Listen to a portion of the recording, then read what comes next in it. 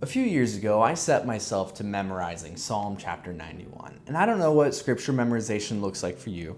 For me, that is writing down the verse by verse, and then taking it verse at a time, just reading it over and over and over again until I get to a point where I can recite it without looking at the verse. And then I just keep repeating it. And I repeat the verse over and over again until I feel confident that I've got that verse memorized.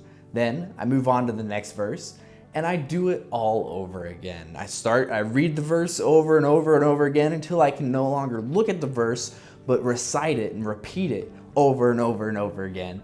And then once I feel like I've got that second verse memorized, that I'm confident in that, I string it together with the previous verse and I repeat them both over and over and over again. And what I found as I was memorizing Psalm chapter 91 was that I wasn't just memorizing it. I wasn't just learning the verse.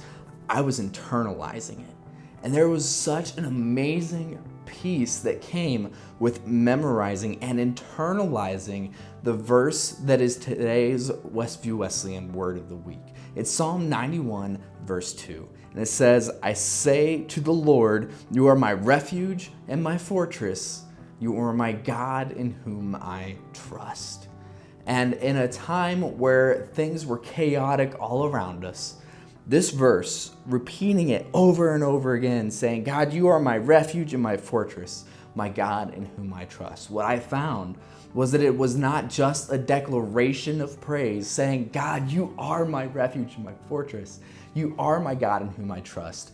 It was a declaration, it was a praise, but it was also a reminder to myself. A reminder that no matter what's going on in the world around me, God is still good. God is my refuge. No matter how chaotic things are, God is my fortress. He is my God in whom I trust. And so today's Westview Wesleyan word of the week comes not only as an encouragement on a Monday morning to put your refuge and trust in God, because He is our refuge and He is our fortress in a time of chaos and in a time of need.